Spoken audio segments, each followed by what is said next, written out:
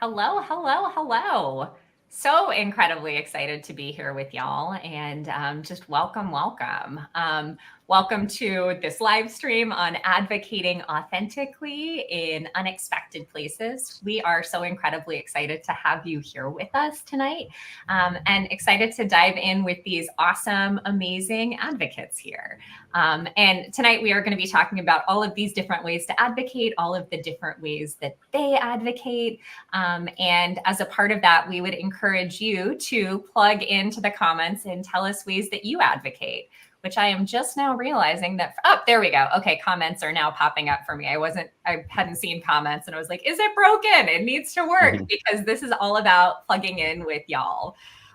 So I really want to kick off. We always ask folks who are chiming in with us a question to begin, and I want to hear from folks. What is your favorite thing so far about OCD Awareness Week? So as you're coming in, feel free to say hi and who you are and where you're from, but also what has been your favorite thing about OCD Awareness Week so far? And while y'all are plugging that into the chat, I'll go ahead and I'll ask our awesome panelists here before we dive in if they have any favorite Awareness Week stuff so far. So Lee, do you have any favorite Awareness Week stuff happening so far? I feel like yes. So you'll be happy with this. It still is comedic Ethan at the OCD Kansas conference the other night.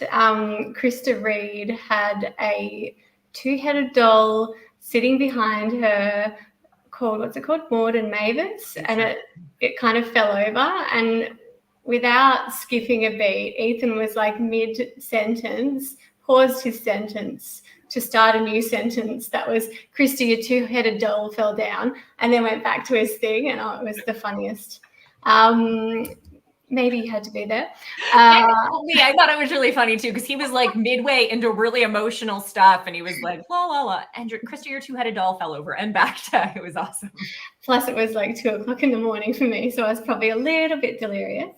But I think just, that particular moment, as well as the whole feeling of community that's sort of, I always do feel, but then I think there's just more of it this week.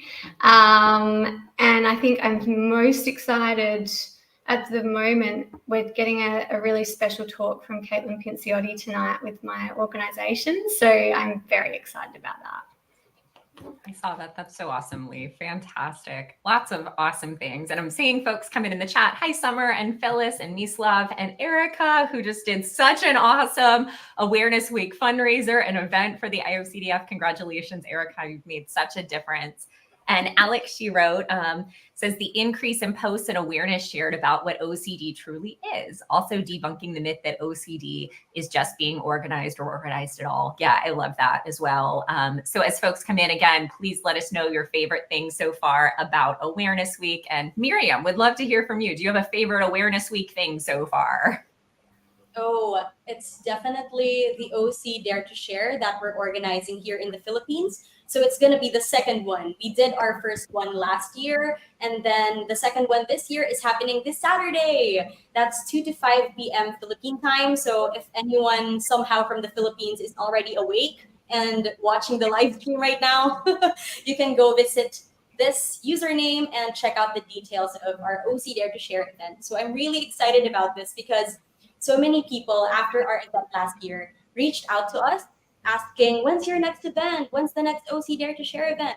And I'm like, we need more people. So we hope more volunteers come in so we can make these events, more often. We can organize them more often. So excited about that. That's awesome. Thank you, Miriam. Thank you for sharing that, and hope that folks plug in and just all of that. Love it. And I see also here, Summer is talking about writing something for OCD Awareness Week and Sofa Surfing Sunday, which is the Erica event that I was talking about. So just so many awesome ways that we've already kicked off Awareness Week here. And hi, Spence Robert as well. Joe, do you have any favorite Awareness Week stuff so far? Well, this is my first event of Awareness Week, so far this is the tops. Yes. Yeah. I am so glad we made the cut here. Well, thanks for having me. I'm happy to be here. Awesome. Thanks, Joe. And Grace, do you have anything that's been a favorite for Awareness Week so far? I think my favorite thing about OCD Awareness Week is just knowing that someone somewhere that doesn't have, as much information about what OCD is going to possibly learn something more about OCD. And I think that it's just nice and like empowering and inspiring to know that through, a week designated to OCD specifically in advocacy, it's just nice knowing that like it's going to help someone somewhere. Absolutely. No, and Grace, you are helping someone somewhere, as are you, Joe and Lee and Miriam, in being here tonight and in sharing. And everybody here in the chat too. And that's one of the things as we talk about advocacy tonight. I want you to know that just showing up, being here, commenting, being a part of this, you are all advocating. We're going to be talking about some of the many ways to advocate. And I see CJ, horse lover, you've been advocating and educating so much that your husband is starting to catch on and also advocate and correct people. That I think is the best possible influence we can have when those around us start to advocate too. And also, hello, Isostasia and Spence Robert. So incredibly glad that y'all are here. So we'll start to jump in here. So just a quick note that this live stream is educational and is not intended to replace therapy. For treatment-related questions, please work with your provider or contact a local clinician. You can use the IOCDF's online resource directory at iocdf.org/find-help to locate a trained clinician near you. International OCD Foundation is not a crisis hotline. If you're in a crisis or if you're ever feeling suicidal or unsafe, please call the 988 Suicide and Crisis Lifeline by dialing 988. You can also access online at www.988lifeline.org. Go to your local emergency room or call 911. And finally, we want to create a safe space. This is OCD Awareness Week, but we always want to create a safe space. We want to be kind and respectful to absolutely everyone, because at the end of the day, we're here to support one another in conversation, in community, and in advocacy. A note, this is being broadcast on several social media platforms and is being recorded. So please keep that in mind as you comment and as you respond to others in supportive, loving, affirming ways. Just so glad that you all are here. So would love to jump in first. So this topic, I'll give some background. We were kind of playing around with different topics for Awareness Week streams. And we always get the question with IOCDF, like, how do I advocate? How do I start advocating? And sometimes I think there is this kind of misnomer that there is only one way to advocate, or you just have to advocate through social media, or it's just about writing, whatever it is. And there are so many different ways to advocate through individual passion projects and areas. And the four amazing humans that we have here tonight advocate in totally different, awesome ways in spaces that are meaningful to them, in careers and vocations, in passion areas that are meaningful to them. And they're going to be sharing a little bit more about how they authentically advocate in places that you maybe might not expect. You might not expect someone advocating in a space that relates to music or in a hospital, and yet they do. So I want to go around and start by having each panelist just introduce yourself and share a little bit about who you are and also the spaces in which you advocate. So Lee, I will go over to you first. Right in time for me to scratch my nose. So I was a late diagnosis of OCD, which is surprising, I know. Everyone gets diagnosed nice and early, not. So I was in my early 30s when I was diagnosed with OCD after having symptoms for 30 years. So I'd managed to do quite a few things, with severe OCD and ADHD, and it was all very untreated. But I decided that, having done some study and having some experience in, the clinical world, so I work as a medical doctor, that I was in a really unique position with, having lived experience of these things that, especially with OCD in Australia and around the globe, just not having much access. So it inspired me to try to make a difference in that space. So I started a nonprofit organisation called OECD Western Australia, and our aim really is to support people with OCD who are supporting people with OCD in the community. And I've decided to sort of change my career trajectory a little bit as well, and sort of do a bit more of the diversity, equity, inclusion and belonging stuff, because it's apparent to me that people with OCD, people who are neurodivergent, can really struggle and not get what they need because the system is pretty rigid. And yeah, so I'm really passionate about raising awareness, especially about OCD, because it is so misrepresented. And I want to make safe spaces for people to be able to talk about their symptoms, and to be able to access like OCD-informed care wherever you are on the planet. Thank you, Lee. And I think it's the work that you've done. It's so neat because I think about, I met you for the first time at conference in, gosh, was that just San Francisco? Yeah. In San Francisco. And like, since then you've started a nonprofit. Like it's been really amazing. I was going to say, we're now an IOCDF global partner organisation. So it's been pretty wild. I feel like I always want to then add, this is like, when I get passionate about something, I get really passionate about something. So do not base anything that anyone does on my time frame, because it's really, really quick that's happened. But it is because there's been a lot of work, and I feel like the sustainability aspect of what we do in this area is so important. So I started kind of putting a disclaimer on there as well. Like, yes, it's all been very quick, but also it doesn't have to be. That's just kind of how it has been. Oh, thank you. Thank you. And I love that you added that for folks too. And I think that so speaks to what we're talking about tonight of, you don't, even as we talk about these types of advocacy in unexpected places, that does not need to be the place that you advocate. You get to advocate in whatever space and time frame makes the most sense for you. And again, see folks doing that in the chat. Welcome. So good to see you, Beth. And so sorry that you were navigating that. And Spence, Robert, Zach, so good to see you. So you're here. And Stacia.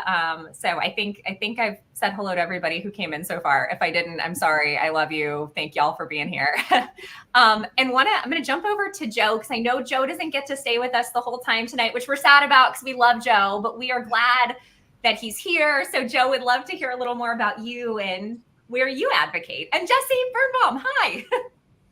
Yeah, sure. No, first, thanks so much for having me. It's really special to be here. I grew up with severe OCD, but honestly, I didn't know what OCD was. Half the time I was dealing with it. My worst years were when I was an early teen. And at that time, I had never heard of OCD. There wasn't a lot of stuff out there about it. Truthfully, once I figured out that I had it just by typing in all my symptoms and seeing the word pop out and saying, this is me. At that time, there were three things in society that were very popular that related to OCD. One was the movie, the Howard Hughes movie, The Aviator, came out, which made me feel like I was going to go crazy. Then As Good as It Gets, the TV show, came out, which made me feel like OCD was something to be laughed at. Same with Monk, the show as well. So I never really saw it being portrayed in a truthful manner, honestly. I do remember and I was just very bummed out about how I saw OCD being portrayed on the media. I also remember finding out I had OCD and then starting to pay more attention to how it was treated on the media, and noticing that um, had I only paid attention to that stuff, I would have been led to believe that I would never get better, that it wasn't possible. The people who were being interviewed on TV, despite their being relatable, their stories were depressing. So I didn't know until I stopped paying attention to some of that stuff that I can get better, that there is a light at the end of the tunnel. And I'm a professional pianist. my career. And basically, when I was in high school, in early high school, especially during the really difficult times in my OCD journey, even though my friends would have been very helpful during that time, I didn't want to tell them what I was dealing with because I like feeling normal around them. Being normal is totally overrated, whatever that is. And but anyway, so I basically go through my entire day at school faking that I was okay and doing my obsessions and compulsions. So when I came home from school, I was exhausted, but I would always run to the piano. The piano became like this thing where I can always be myself. I never had to hide anything. I never had to fake anything. And to me, to me, first of all, it's very important for people, in my opinion, for people to know that OCD is not what you see on As Good as It Gets and Monk and The Aviator and all this other stuff that honestly makes me upset that is out there. But OCD is beatable, and you can actually turn it into a positive experience. To me, I am thankful for the experience I had with OCD. Truthfully, I never could have anticipated this back then. But whenever I play a concert, and this has been happening, I'm 35 now, but this has been happening since I was 15. People would tell me I sounded like an old man, which in jazz is a compliment. So, and I attribute any feeling anyone feels in my music to my experience with OCD. So I'm a big advocate about, the truth, behind OCD, and how there is a light at the end of the tunnel, but also how important it is for people suffering to find an outlet to express their emotions. Because without the piano, I don't know where I would be today. So that's the short, long version. No, Joe, that's so beautiful. And I mean, the way that you have really turned pain into purpose and can look back on aspects of that journey that are really challenging, and also are able to take that and do something beautiful with that in your music, with the emotion that you share. And for folks watching, I have to say, y'all should check out Joe's Instagram. He's like, when he says he's a professional pianist, he's amazing. He's incredible. And you can feel just the emotion through that. So I have a lot of fun watching. It's really amazing. Oh, that means so much. Thank you, really. Yeah, absolutely. And I love what he shared too about these. I think so many of us have experienced watching movies and watching TV shows and felt like, well, that isn't me. And I'll say that was very much my experience. I didn't know that I had OCD until I was in my 20s, because it didn't look like what I saw in all these TV shows. I was like, I have violent and sexual intrusive thoughts. That is not what is out there, right? So I love, again, that we have folks who are advocating in these really, really diverse, awesome places. And I'll go over to Miriam, and would love to hear more about you and more about where you advocate. All right. Thank you, Katie. And thank you again for inviting me here. I was so looking forward to this live stream that I haven't slept yet. But I'm super excited to share a lot today. So once again, I'm Miriam Tolentino. I'm from the Philippines. And I've had OCD-like symptoms since I was maybe 11 years old. That was as early as I can remember.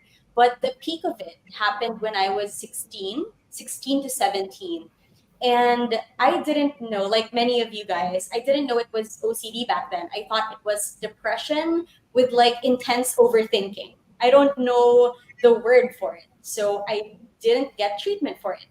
It was only until 7 years later, 2023, that I got diagnosed. And 4 months after that, I founded OCD Pilipinas, the first OCD organization here in the Philippines. So it's been my platform, along with other advocates and volunteers, the most passionate people I know inside the organization, working to make OCD treatment more available here in the Philippines, because honestly, there's not a lot.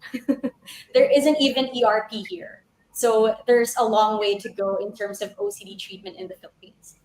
So yeah, hopefully initiatives like this, the live stream, and all of the other activities during Awareness Week would help us be closer to treatment and healing. So thank you. Thank you, Miriam, for bravely sharing, and again, taking the pain that you've experienced and really turning that into purpose, and trying to make sure that others get the appropriate diagnosis and treatment. And just, it's a lot to lean into that and to take that on, to start these initiatives. And it's such a beautiful, awesome thing. And just so glad that you're doing that. So thank you, Miriam, and welcome. I see we're gaining more and more awesome folks. I see that we gained Amy Ellickson, who is a big advocate in terms of all of these streams in this community. Hi, Amy. So glad that you're here, and so glad that y'all are here. Grace, would love to go over to you and hear a little bit more about you and anything that you want to share about kind of where and how you advocate. Yeah, so my name's Grace, and I live in the Metro Detroit area in Michigan. I was first diagnosed with OCD, I think my freshman year of high school, but I remember experiencing OCD-like symptoms since late elementary school, early middle school. Jesse, Jesse's awesome. Okay. So I advocate in the space of the pre-hospital setting. So I am an EMT and I work on an ambulance. And I don't necessarily do so much OCD specific advocacy with like patients as I more so just do like general mental health advocacy. We sometimes get called to people who are having mental health crises and just sometimes are maybe not diagnosed, and so they might have an acute onset of psychosis or something like that. Sometimes you do with people who are battling pretty severe chronic health issues, sometimes and most of the time coupled with mental health struggles. And I really try my best to, when I'm interacting with a patient who is having a lot of distress or anxiety or just trouble, especially if they've just experienced a trauma, which is commonly what we get called to. Unfortunately, like we see people on typically one of the worst days of their life if it's a bad call. So I do my best to let my patients know that you are enough, and what you're going through matters, and that there's help out there. And I know a lot of people might look at what we do with the ambulance as treating more so like physical injuries, but there's an equal space to be said that EMS is there for whatever kind of crisis a person might be having, whether it's they just got in a car accident, or maybe they just lost a loved one and are having a really tough time. So that's how I mostly advocate, is just trying to be compassionate, empathetic, and a good active listener to my patients I interact with on a daily basis. Thank you, Grace. I get emotional hearing you talk about that, because I think that's just so incredibly significant to have EMTs, to have first responders that not just OCD, but that understand mental health in general. And I can only imagine for someone who is experiencing something maybe for the first time that they haven't been through with a mental health crisis, how fortunate they are to have somebody like you to show up and actively listen and get it and care. And that's just, it's freaking life-saving. So just that is advocacy in the biggest possible way. And thank you for what you do. Thank you so much. Yeah, absolutely. So I want to kind of go around to this group, and I want to ask, like, what does advocacy actually mean to you? When we try to define advocacy for somebody, or someone says, well, why do you advocate? What is advocacy? Especially in the OCD community with Awareness Week, how do you define advocacy? And maybe even, how did you start advocating? Why do you advocate? And you all shared this a little bit, but kind of in the nitty gritty, how did you make that, I don't know, first step towards sharing with someone? Why did you make that first step towards sharing? And how do you define kind of this process? And I'll go to Joe, because Joe is still with us. So I'm going to go to see if we can get a little bit more from Joe before he has to jump off. For sure. And thank you. Yeah, it's interesting. I don't really know the difference between just talking about OCD and advocacy, because I feel like whenever I'm talking about it, I'm trying to do something. But basically, when I found out that I had OCD, I remember my mom being able to track down a few people who had dealt with OCD. I really wanted to talk to someone with lived experience. At that time, I remember all I could find in the bookstore was a book called Ringing Doorbells or something. It was a fiction book about OCD, and I wanted to find not a fiction book, but I couldn't find it. Anyway, these people, they didn't want to talk to me. They told my mom that OCD was in their past, and this was before social media and before this. So anyway, I always tell, and I could tell that these people thought that their OCD experience had been a waste of their time. And I remember thinking, this is a lot of my time. I'm not going to waste, time is not going to be wasted. And I will never be the person who won't talk to somebody who wants to talk to me. So that's it. And I think, um, I think that was my impetus for wanting to start to do some advocacy. But truthfully, I feel like, I mean, there is a lot of misconceptions around the word OCD, but I guess, I remember when I was in high school, I remember feeling like I was the only person dealing with anything. I didn't know, I was looking around before I knew if I had OCD, I'd be counting, I'd be looking around on the bus, wondering if everyone else was doing that. And then I realized they weren't. And, I would get frustrated. I'd hear the cool girls in my high school yell, something like they took too long to drink at the water fountain and they'd say they were OCD and it would get me, upset. But, but anyway, years passed and I started going on dates and stuff like that. And I did realize that once you get to like your third date, everyone kind of shares their stuff. And there were so many things I learned about that I had never heard of. So, I mean, I do feel like, OCD has a lot of ways to go, but we're at least the word is in the popular, people recognize the word. There have been times I've been talking to people and I haven't understood, I don't even know the thing that they're talking about that they're going through. So anyway, I just, for me, I never wanted to be the person who wouldn't talk to somebody, and always wanted to be that guy. And um, also too, I think it's important for people to understand that I think everyone has some bit of obsessive compulsive tendencies. They might not have the disorder part. So I think it's, important for people just to see, I've seen people look at me like, giving me this look like I'm, an outsider or whatever. But at the same time, those people are dealing with similar things than me. So I think it's important for people just to see how widespread obsessive compulsive stuff is. It might not be the disorder, but it affects a lot of people, more people than have the disorder. And I don't know, there's just a lot to it. It's also been something that has turned a lot of my work into, it's made it positive because so I'm trying to share like this will not be a wasted time. You're going to learn something from this. I will just say, let me just throw in one last thing, if that's okay, is, at the end of the day, when I was really struggling, I basically would put on an album of jazz music. And it was once I got into bed, which could be, it'd usually take me around 4 hours to get in bed. And then I'd get in bed, and many nights my dog would come in the room and my OCD would tell me, you don't love your dog if you don't go pet your dog. So I'd go pet my dog and take another 4 hours to get ready for bed. I'd have like an hour and a half left to sleep, but I'd put on this jazz album, and it was always like the only peaceful time. And I wrote, one of the musicians on that album, his name's Sonny Rollins. He's like a 92-year-old jazz legend. And I told him what I was dealing with and how his music had been so helpful. And he basically told me that, he appreciated my words, because everyone in life has to struggle, but that you need to use adversity as an opportunity to strengthen your mind, because that's really all we have in this short existence. So to me, OCD has been an opportunity to strengthen my mind. It has not been a wasted time. And anything hard now is not hard because of what I dealt with OCD. So to me, I feel like there is some sort of motivational story here. And this is not, I'm going to be sick forever and I wish this hadn't happened. That's not my story. And I don't think it, and I'm trying to portray there's a reason this is happening and this is going to work out for the best in the end. Just got to work hard.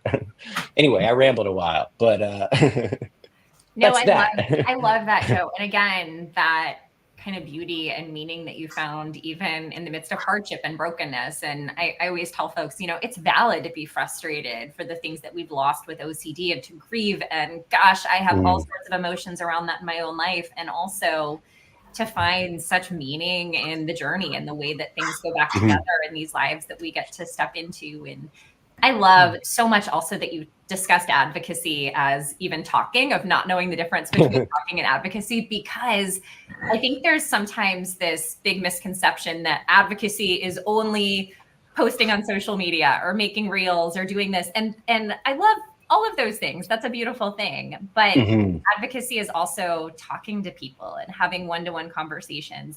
Ethan and I talk a lot about at home about the fact that, yes, you might see us on live streams or doing different things like that.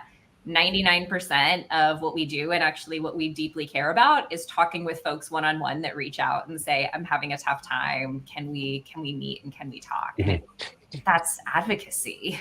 Totally. Can I throw out one more thing Yeah. just real quick? I have a lot of younger piano students who kind of look to me as a mentor. And a lot of times the question I get from them is like, hey, Joe, I played a gig last night and, something went wrong and it wasn't good. How can I ensure in the future that all my gigs are just good experiences? And I kind of told them, like, truthfully, that's what this is. There will never not be some level of BS in this, in what we do. I knew a pianist who was knighted by the Queen. He became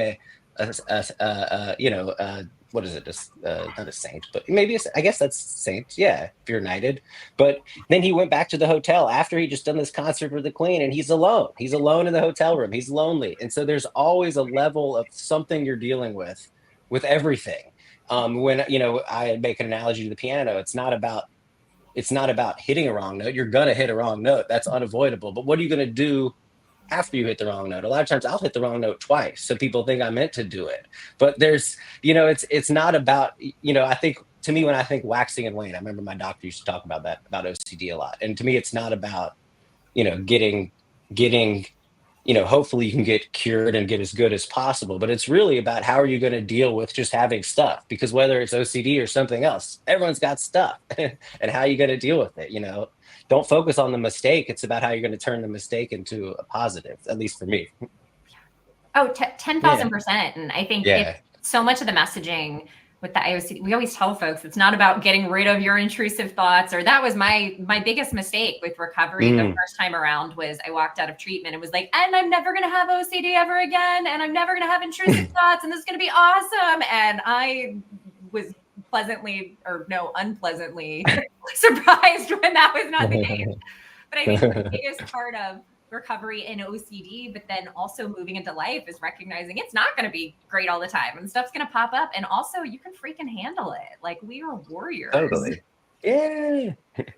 So I love, and also welcome Matt Bannister. So glad you are here. Matt is such a big part of this community as well, along with so many of these other awesome folks.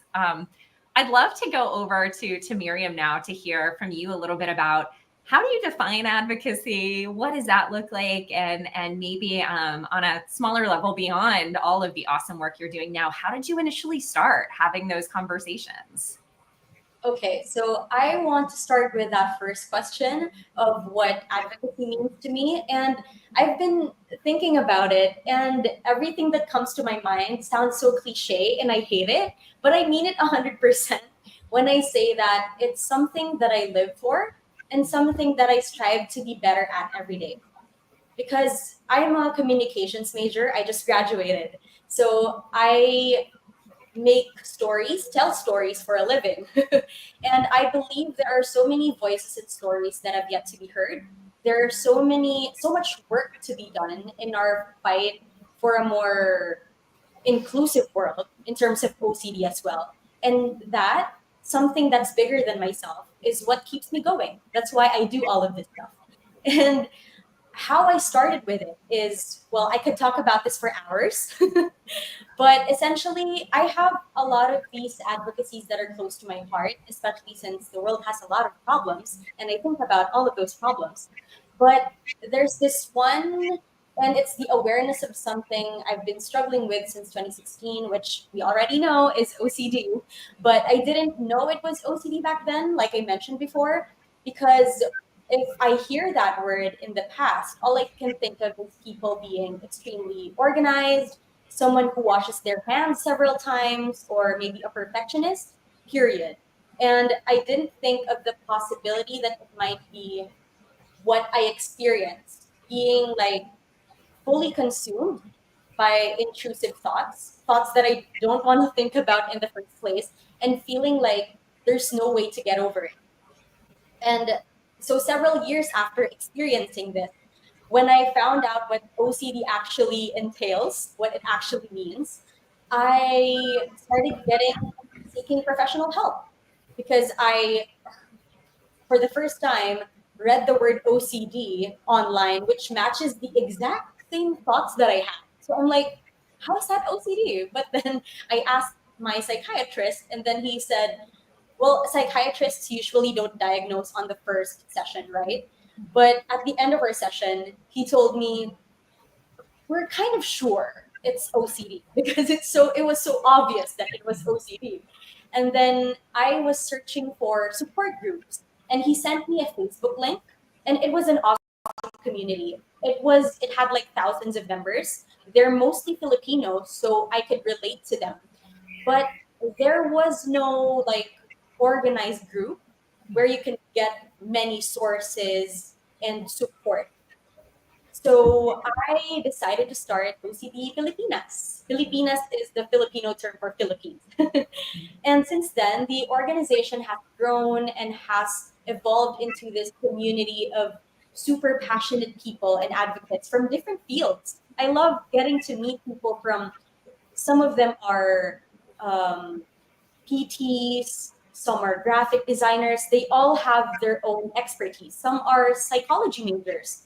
So I love getting to hear about everyone's thoughts. Some of them have OCD, some don't, but advocate for OCD awareness. And these people, we all have the same goal of improving not only OCD treatment in the Philippines, but also healthcare in general. And my reason for this, my reason to keep going with this advocacy is I always think about how I want at least one less person to suffer from OCD, because we know that OCD is debilitating. Until now, I mean, I feel a lot better now compared to when I was diagnosed. But until now, I have moments when I pity myself because I suddenly get reminded of how I suffered alone during that time. I had no one to talk to because it's so hard to talk about OCD. Like, I'm just imagining telling someone that, hey, I'm having thoughts completely opposite of my core values. That's so embarrassing. I can't do that. And I feel like those people would change their perception of me, even though those thoughts don't define me and they're not from me because they're intrusive. So uh, that's what I want to do also with OCD Filipinas. Uh, right now, when I first experienced those symptoms in 2016, I would never imagine that around 7 years later, I'd be in a room full of people who have had the same exact experience as I did. So now we're able to share the best ways to cope, and like we can check in on each other. And that's what I hope to achieve as well. I really hope we get to reach more people, especially Filipinos, because we need more OCD awareness here in the Philippines so that they could access treatment and support. And so we don't have to go back to the times where we have to suffer alone, like I did, and many of other Filipinos have experienced as well. Thank you, Miriam. So powerful. And again, I mean, I keep hearing the theme with folks with such different stories tonight, but all pain into purpose. Like, I was struggling alone and don't want others to do that. And I think it is I forget what words you used, a cliche, or it is the furthest thing from cliche or anything like that to say that this is kind of what life is about, because it is. And I will be so honest. I mean, it's given me so much purpose in my life to advocate and to kind of work in areas of OCD. And I think where I am in my own recovery is because of that, because I feel so inspired by people that I'm around each and every day. And I get into a space where it's like, oh man, I was just on that thing and I told people they need to fight their stuff. I guess I have to do it too. And we're not alone in that. And there's something so beautiful. And Miriam, you're creating spaces so that nobody has to feel alone in the way that you did. And just what a cool thing. I mean, that is advocacy. It's like the best possible definition of advocacy. Thank you. Lee, would love to hear more from you on what advocacy is. How did you kind of get started? What did that look like? So I think for me, I actually did a presentation for students that are involved in my organisation, maybe even last week, and it was about advocacy. And the real sort of message I was wanting to get across was that advocacy is whatever you want it to be. And I think that, if there are ways that people feel like they could advocate, that they feel comfortable doing, that's such a good way to advocate, because it's going to be sustainable as well. Like if it's pushing yourself a little bit, but it's doing something that's with your values and is rewarding for you, it's going to be sustainable. And if it's something that's so out there and it doesn't feel quite right for you, maybe it won't be. So I think because we're all individual, like your advocacy can be whatever feels good. And I think because it is a tricky area to work in, and to continue sort of, pushing for things that sort of need to be there while managing your own symptoms, it can be a lot. So that is, the sustainability of it is so important. And then in terms of like how I started advocating, so I come from a medical background. I did a science degree. I did a medical degree. I worked as a doctor for like 7 or 8 years before I was diagnosed with OCD. And when I look back at my life, I've been experiencing OCD symptoms since I was 3. So the first, awareness of it, I've got 2 really strong memories from when I was like 3 and 4 years old, and OCD was there. And it wasn't, I obviously wasn't old enough to sort of comprehend what was happening for me or ask for what it was that I needed. And because this was in the early 1990s, it wasn't as well sort of known about either. So just knowing that for 30 years, I've really struggled with something that's so treatable, blew my mind, really. And a big part of what I do is that I don't want anybody else to have to manage that, because it is really hard. And I also was, when I was first diagnosed, there's the same theme of like, I feel so isolated. Does anybody understand this? Where are my people? I need to find my peers so that I can speak with people who get this. And when I was diagnosed, I sort of searched my local area for peer support, and I couldn't find anything that was active.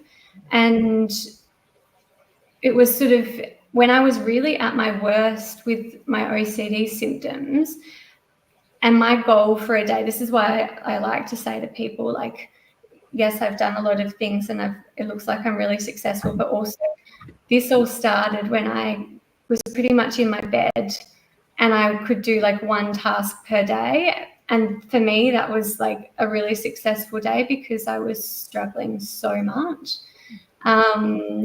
So yeah, the idea for the organization came from, that time when I was saying, like, if I know how to help myself and I can afford to help myself, and I'm familiar with our medical system and, how to make the most of it, and I still can't get the help that I need where I live, how is anybody else going to even know that they need that? And so that was really why I started the organization.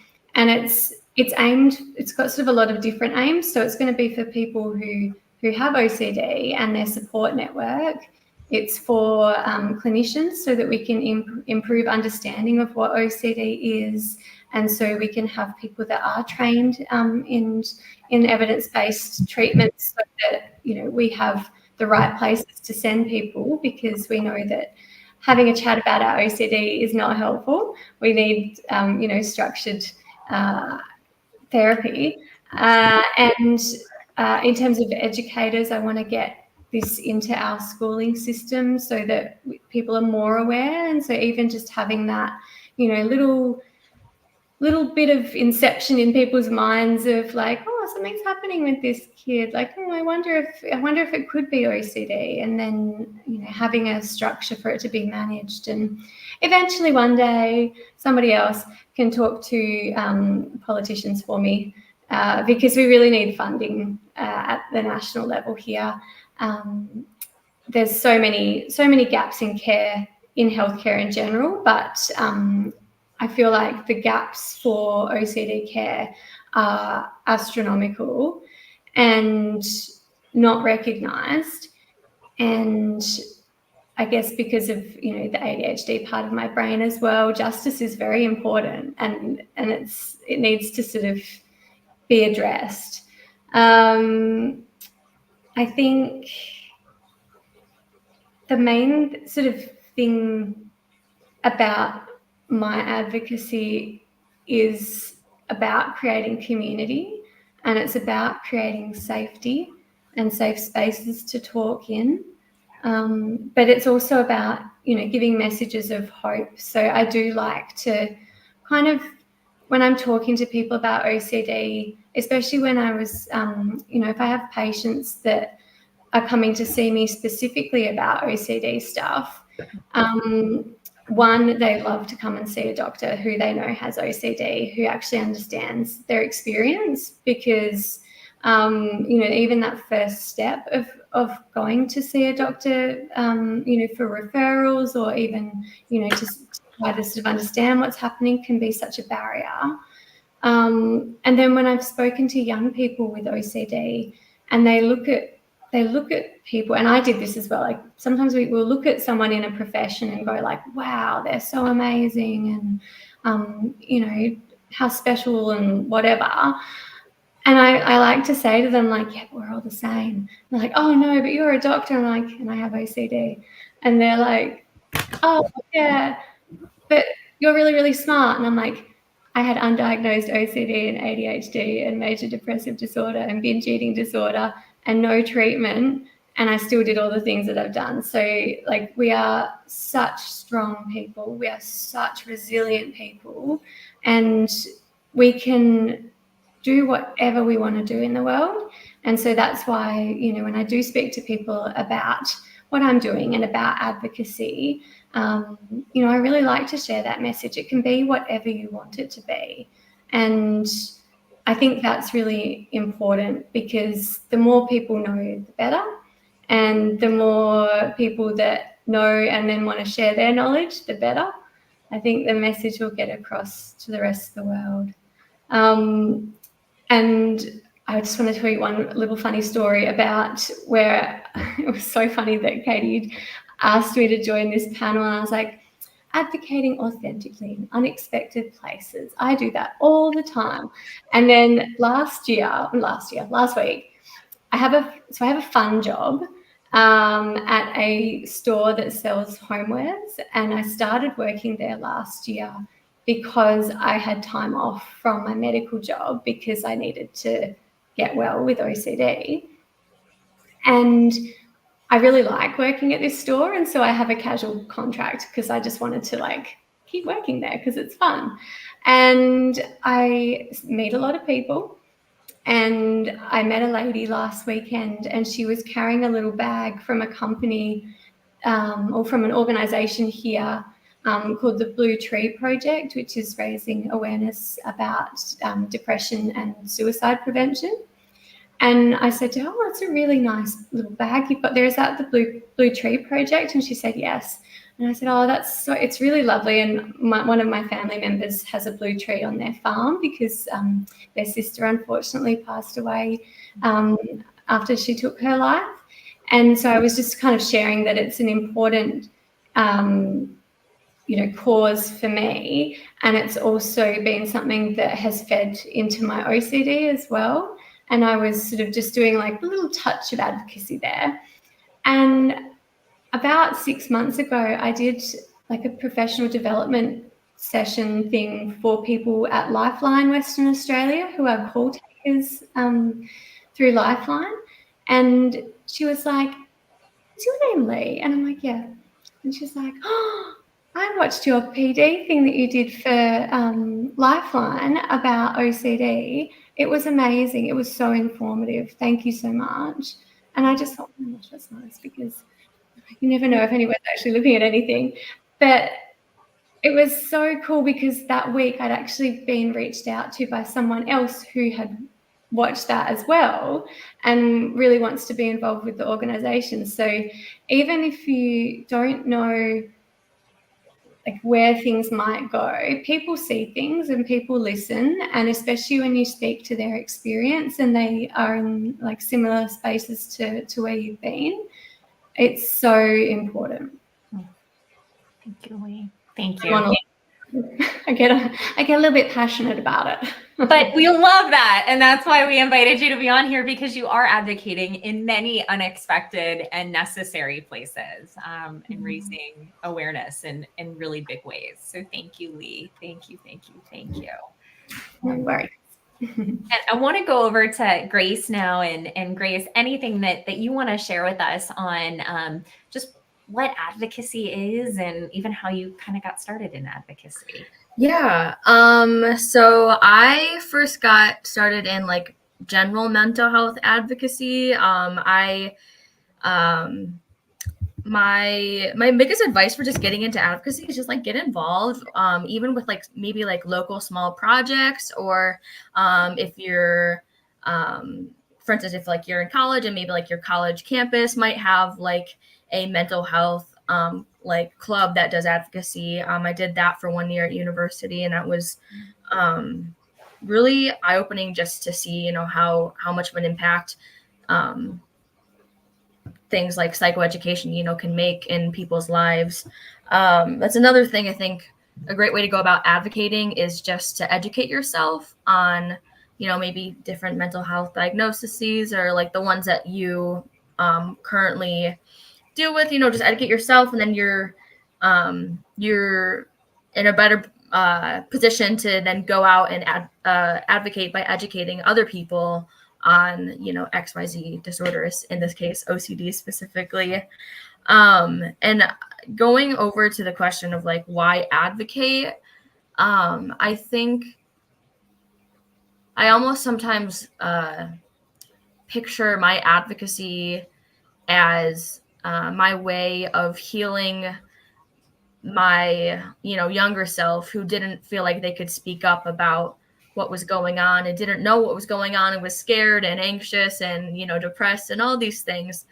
So I think I almost owe it to, you know, other people that don't have a voice, you know, to be their voice when they don't have one. I for sure was once one of those people who didn't even know what mental health really was, and then started experiencing, you know, a lot of challenges. And I, for the longest time, just kind of kept silent because I was too afraid to just speak up. And so showing other people that might be like really struggling that, you know, you can persevere and you can, it's okay to lean on others for support and stuff like that, I think is just, you know, just helping society heal, I think is a big purpose of why advocacy exists in the first place. Because you know, the goal of advocacy is just to spread awareness and spread you know, education and hope, and as Lee was saying, hope especially. So yeah, I mean, I not only want to help heal others and you know, provide others with voices that, and show them that, you know, your voice matters. But I also kind of, you know, at the same time, I'm healing myself at the same time by helping others, just because, you know, we got to all grow together, basically, you know. So I love that. I was Great. at the shop yesterday and I was a little bit tired, and I suddenly had a day free, and I was walking back to my car and I was like, I had that moment of like, there's an intrusive thought. What am I going to choose to do with that? And I was like, yay, OCD community, you've taught me so much. And I went on with my day. It helps you recognize the choice point. Yeah. It really does, just being involved in this space. And Grace, I am so moved even by what you said about this being a way to, in some ways, care for your younger self. And I think so many of us can resonate with that and wanting to advocate in spaces that we didn't have it. And I think about, for me going into ministry, and Lee just heard me talk about this weekend at OCD Kansas, but I was going through seminary and I was really struggling, and I was told by a mentor, like, don't let anybody know you have OCD, like you won't be respected in ministry. And I didn't get treatment. I lied on my psych evaluations, all of the things. And it ultimately led to me, when I got into ministry, getting really sick, hitting rock bottom, having so much shame. And the advocacy that I started doing was specifically because I lost students that I cared deeply about to their own mental health struggles, who felt like they couldn't come forward in their faith communities.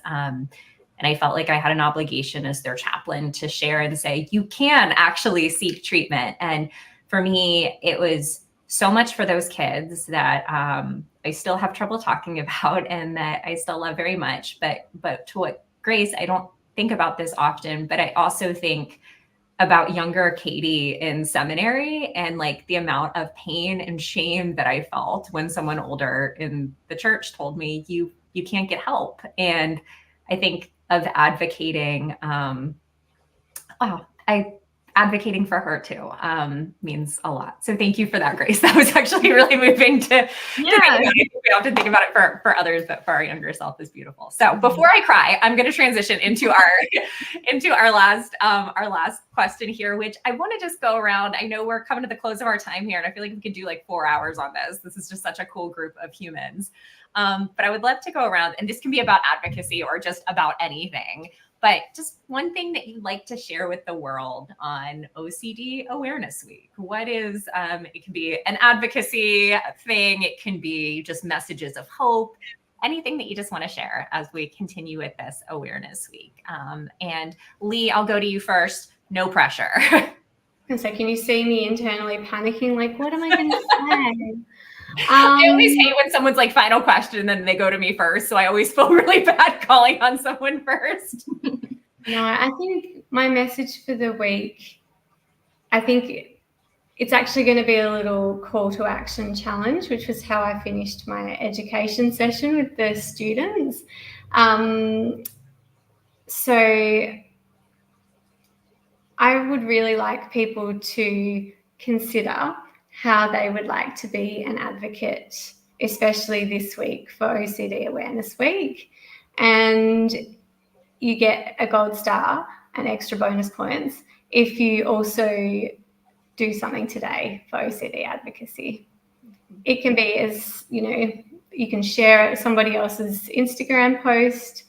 You can, send someone an email that has OCD and say that you're thinking of them, like whatever it is that works for you. Maybe just give something a go today. And for my peers who get the delight of having this disorder, we're so awesome, and yay us. Everybody here is awesome, awesome humans. Thank you. Thank you, Lee. Miriam, any final OCD Awareness Week messages for folks? I know the question is just one thing, but I keep thinking about two things, and I want to share. Okay, go for it. I never actually, I always am the one who says one thing and then I say like 12 things. So no. That's really I think I just said like 5 things. So yeah. But the first one I'm thinking of is, if you want to start advocating for something, it would be best if it's collective. I recommend that you join or volunteer for organizations that work for the same advocacy that you're passionate about. And if there's no organized group for it, start it, like how we founded OCD Filipinas. And after that, it's important to collaborate with organizations and even people who have the same goals as you, because fighting for advocacies that are important to you, I think, is most effective and powerful if you do it together versus when you're alone. And the second thing is, I want to leave this message to keep bravely talking about OCD.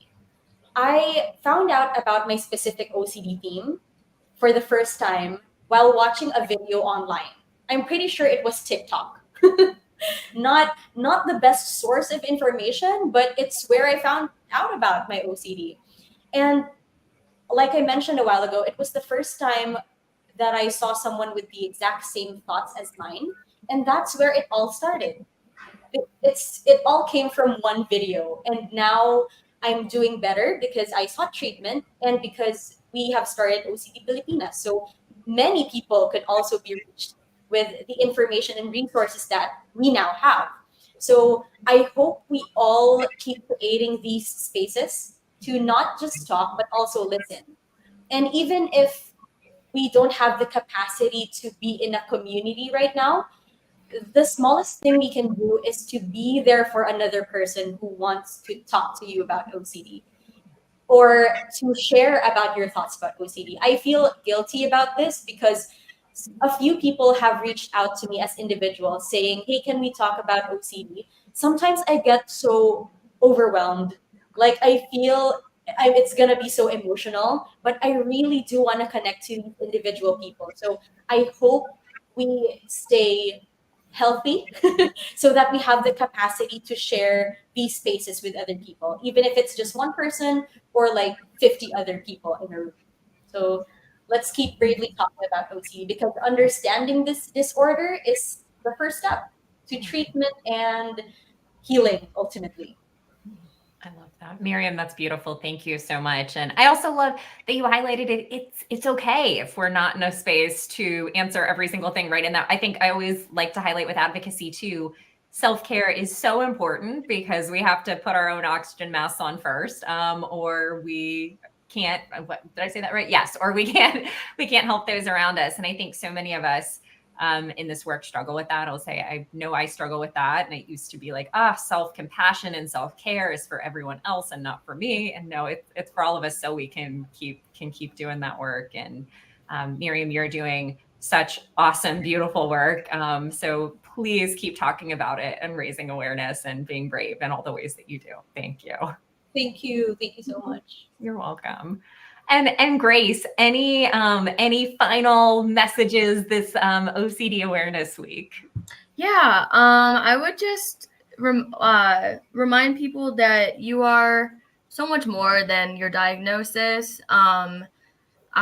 For me personally, like, yes, I struggle with OCD, and I am so many other things besides, just someone who has OCD. And I think that sometimes especially people who struggle with OCD, I think that message can get lost sometimes with how all-consuming OCD can be at times, that it unfortunately blinds us to remembering and acknowledging, how many other things we are just besides our difficult time. So, and also on the topic of like, you are so much more than your struggles, I would just encourage people to really, as Katie has like coined it, I love your message, Katie, on just living your values-driven life. I think that's so important that people maybe, spend maybe even like 1 minute this week just self-reflecting and checking in with yourself of, what are my values and goals in life, and how can I, reach out for help if I'm struggling so that I can achieve those things that I know I'm capable of. So yeah. Thank you. I love that, Grace. And yeah, everybody is so incredibly worthy of living a big, beautiful, awesome, value-driven life. And Grace, you exemplified that so beautifully tonight, as well as Miriam and Lee and Joe, who we were so glad to have with us for a little bit. And of course, all of you here in the chat and in the comments. I always want to finish these community ones. Like, I always want us to break out in communal dance and sing like we're all in this together. I really wish we had choreographed this beforehand. And like, I don't know, but but this is such a special group of humans, including all of you who are watching. So as we close out, just want to remind you all, if you did not know by this point in the stream, that it's OCD Awareness Week. Surprise, surprise, surprise. So please plug in with the IOCDF or all of your amazing local organizations, because there are so many things happening. And especially on the IOCDF website, you can see things that are happening virtually and all over the world that you can plug into. And it's really exciting. I will say, this has been the coolest OCD Awareness Week so far, in my opinion, of just watching so many neat things happening in different spaces. So wherever you are on your journey, I hope that you plug in ways that are meaningful and authentic to you, even in the most unexpected places. And always also like to note that the IOCDF is a donor-supported nonprofit. So please consider making a donation at iocdf.org/donate, because this is how we can continue to raise awareness and do all of these beautiful things. So again, thank you to all of our panelists. Thank you to everyone in the chat. And I hope that everyone goes out recognizing that there is not one way to advocate, that you can advocate through conversation. You can advocate communally, that you can advocate in your place of employment or in your vocation, that you can advocate in any creative way, anything that is meaningful to you. And we are here to support you on the journey. And I'm just glad that y'all are here. So thank you. Have a great night.